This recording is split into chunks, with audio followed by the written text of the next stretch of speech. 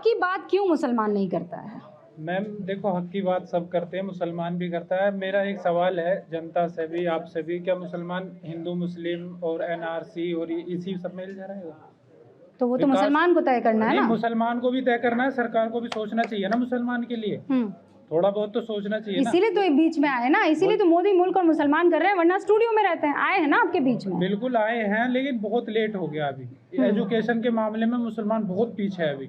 उसके लिए बहुत कुछ करना पड़ेगा मुसलमान को भी और गवर्नमेंट को भी। ये मुद्दे की बात है, जोरदार तालियां। एजुकेशन, पढ़ाई, वो बात भी, जो योजनाएं आ रही है ग्राउंड लेवल पे वो नहीं पहुंच रही। अब उसमें अधिकारी हैं या जो भी संचालक हैं उसके जिम्मेदार वो हैं। तो इसमें भी मैं कहूँगा कि सरकार से कि वो थोड़ा सख्त करे। ठीक है। 3% मुसलमान IAS IPS बनते हैं, महज 3%। इतनी बड़ी आबादी, 3% मुसलमान IAS और IPS बनते हैं। बच्चे पढ़ते क्यों नहीं हैं? तो यहाँ तो थोड़ा स्कूलों का अभाव है, इसलिए जो है दूर जाना पड़ा है, कम पढ़ रहे हैं। परंतु हमारा बच्चों से इससे भी कोई मतलब नहीं। हमारा मतलब ये है कि सरकार बढ़िया है, सब बात बढ़िया है। और थोड़ा सा जो है ये जो गवर्नमेंट जो खेती के जो है रेट, जो गन्ने के, मूंजी के, ये कम कर रखे हैं, खाद के रेट बढ़ा रखे हैं, डीजल के बढ़ा रखे हैं। वैसे सरकार में कोई कमी नहीं, वैसे सब लोग सुरक्षित हैं, ना कोई किसी बात की परेशानी नहीं। लेकिन मैं पढ़ाई पर बात कर रही हूँ। बच्चे पढ़ते क्यों नहीं हैं? वो बच्चे तो उधर स्कूल लोगों की भी कमी है। अच्छा जी, स्कूल कॉलेजों की थोड़ा कमी है। नहीं, मुसलमानों में कम पढ़ाई लिखाई सबसे बड़ी वजह नहीं है पिछड़ेपन का? वजह है ये, पढ़ाई को ज़्यादा वो नहीं देते, तब तरजीह नहीं देते। मुसलमान पढ़ाई को तरजीह देते हैं? कम देते, कम दे रहे हैं। मुसलमान पढ़ाई को कितना पढ़े हो तुम? मैं 12th पास हूँ। और उसके बाद स्टडी चल रही है जामिया में। अल्लाह का शुक्र है, पढ़ना है ना। हाँ, बच्चे पढ़ते नहीं हैं, मुसलमान बच्चे पढ़ते नहीं हैं। तो इससे नुकसान क्या होता है? मुसलमानों को होता नुकसान, ये जो हिंदू मुस्लिम इन अदर प्रोपेगेंडा चला रखा है, बकवास, इधर उधर की लड़ाई झगड़े। तो अपनी एजुकेशन पर काम करें ना। यहाँ पे एक भी इंटर कॉलेज नहीं है, इंटर छोड़ो, हाई स्कूल नहीं है यहाँ पे एक भी। ये हाथ में इंटरनेट और व्हाट्सएप कोई दिमाग खराब नहीं करता है? करता है। नहीं, यूज़ करने के ऊपर भी बात है, जैसे यूज़ करोगे वैसी चीज़। लेकिन आ तो जाता ही है भाई। आप अपने अलग अलग ग्रुप है, जिसके दिमाग में जो चीज़ वो सबसे ज़्यादा वहीं पड़ती है। नहीं, बचो इन चीज़ों से, जो गलत है वो गलत है। आप कहाँ तक पढ़े? उसके बाद पढ़े ही नहीं। वो देखो भाग गए। कहाँ भाग गए? हाँ, 8वीं तक ही क्यों पढ़े? वहाँ पे एक मोहतरमा है जो MSc कराई, इतनी मेहनत से पढ़ाई लिखाई कर ली। हम तो 8वीं के बाद हिले ही नहीं, हम तो लाल कुर्सी पर चिपक गए। ये ज़रूरी है कि माँ बाप का पढ़ना लिखना भी ज़रूरी है, ताकि बच्चे को आगे बढ़ा सके। बिल्कुल बिल्कुल। जब माँ बाप, मान के चलो अब मैं पढ़ा हूँ, हमारे कोई भतीजे वगैरह जो होंगे आगे लाइफ में, तो मैं उन्हें भी गाइड दूंगा ना कि कैसे पढ़ना, क्या करना है। अब जब हम खुद नहीं पढ़ेंगे तो उन्हें क्या, वो भी खेती वगैरह इन चीज़ों में गाड़ी चलाएंगे। पढ़ाई करने के लिए क्या ज़रूरत है? मदरसे गए हो ना? मदरसे में पढ़ा। मदरसे में पढ़े हो? कुरान पढ़ा है? कोई आयत सुना दो। बिस्मिल्लाहिर्रहमानिर्रहीम, अल्हम्दुलिल्लाहि रब्बिल आलमीन, अर्रहमानिर रहीम, मालिकी यौमिद्दीन, इय्याका नअबुदु व इय्याका नस्तईन, इहदिनस सिरातल मुस्तकीम, सिरातल लज़ीना अनअमता अलैहिम गैरिल मग़ज़ूबि अलैहिम वलद्दाल्लीन। आमीन। अच्छा, अब ये तो सुना दिया, अब कोई पहाड़ा सुना दो। 5 का पहाड़ा सुना दो। 5 एकम 5, 5 2, 5 2 10, 5 3 15। 7वीं का 7 का पहाड़ा। 7 एकम 7, 7 दूनी 14, 7 21, 7 चौक 28, 7 पंजे 35, 7 छः 42, 7 सत्ते 49, 7 अट्ठे 56, 7 निम 63, 7 तीन 70। वाह, ताली बजा दो भाई, इसीलिए ज़रूरी है। अच्छा, वो मैंने 8 का नहीं पूछा, 9 का नहीं पूछा, मामला फंस जाता। 13 का पूछूंगी, फंस जाओगे। हैं? 13 का नहीं पूछूं ना, ऐसे पीछे से मना कर दो, नहीं पूछूंगी। इसीलिए एक हाथ में कंप्यूटर और एक हाथ में कुरान की ज़रूरत है। आप इस वक्त देख रहे हैं ना कि 7वीं का पहाड़ा पढ़ने में सोचना पड़ा है, याद करना पड़ा है।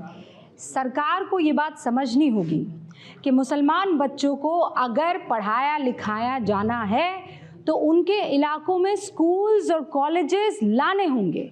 अगर स्कूल और कॉलेजेस नहीं आएंगे तो ये बच्चे नहीं पढ़ पाएंगे।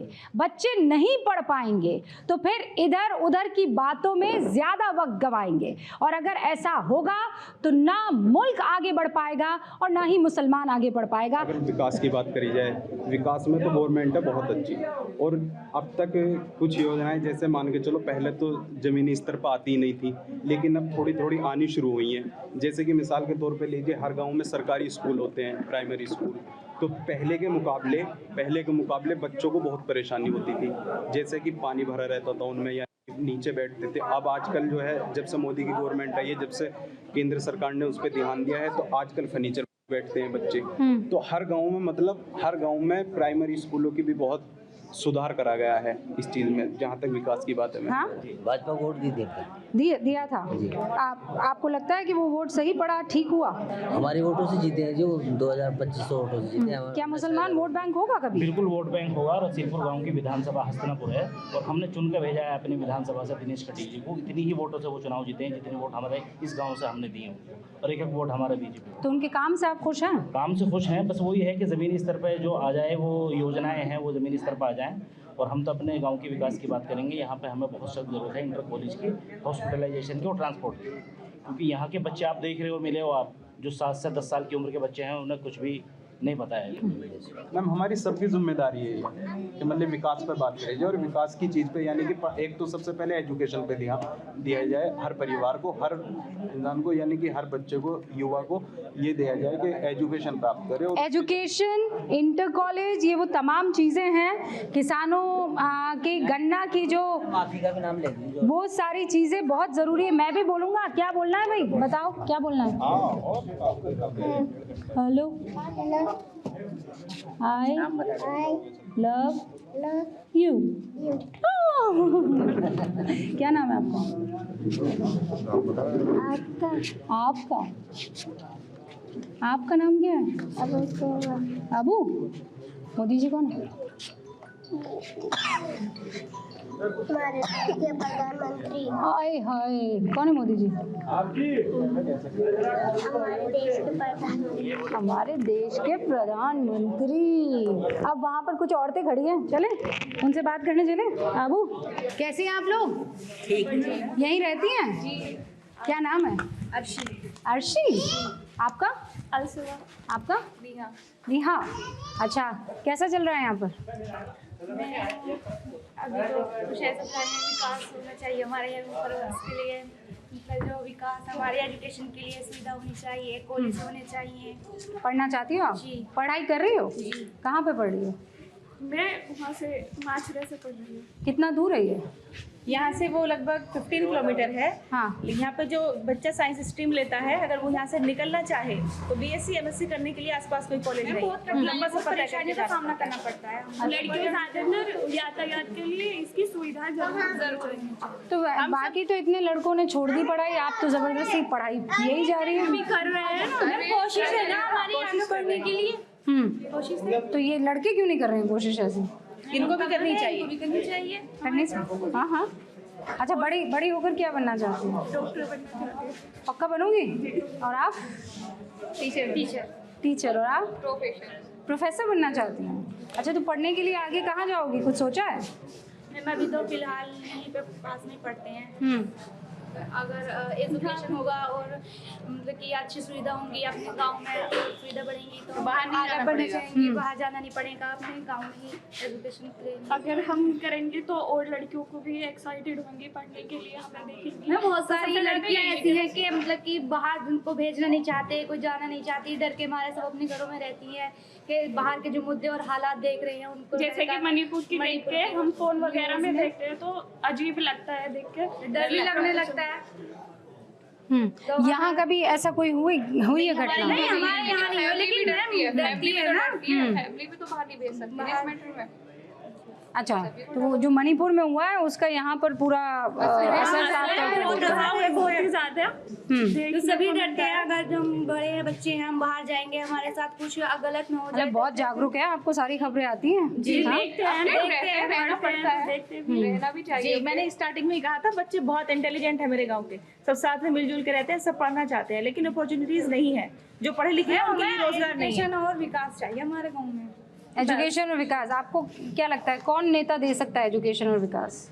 मुझे लग रहा है जो मौजूदा गवर्नमेंट है वो भी दे सकती है, अगर थोड़ा सा हमारी तरफ देखें तो। आपको नेता कौन अच्छा लगता है? सीरियसली राहुल गांधी। जो आपको? राहुल गांधी। राहुल गांधी में क्या अच्छा लगता है? अगर ऐसा मानना है वो एजुकेटेड है, अगर वो आएंगे तो वो एजुकेशन पे ज्यादा फोकस करेंगे। यहाँ एजुकेशन पे बहुत कम फोकस है। आपको भी पता होगा गवर्नमेंट जॉब्स हैं वो बहुत कम निकल रही हैं।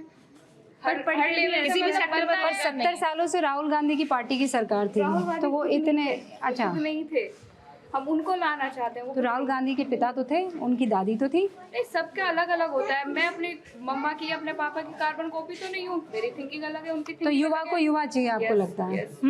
तो आपको भी यही लगता है? 70 सालों में तो कभी यहाँ कॉलेज और स्कूल नहीं बना है, आने वाले टाइम पे बना देंगे वो? नहीं, हमें वो अच्छा लगता है जो विकास करे। हम ऐसा विकास चाहते हैं जो हमारी तरफ देखे, जो विकास करे। हमें इंडिविजुअली पर्सनली किसी से कोई लगाव नहीं है, हमें उससे लगाव होगा। हम उसको वोट कास्ट करेंगे जो हमारा विकास करेगा, जो डेवलपमेंट करेगा, जो लेडीज को आगे लेकर जाएगा, हाँ। जो महिलाओं के लिए काम करेगा। आप इनकी क्या लगती है? मैं इनकी सिस्टर लगती हूँ, मेरी सब बहनें हैं। हाँ, ये जो बड़ी वाली बहन है ना, ये पॉलिटिकली बहुत करेक्ट है।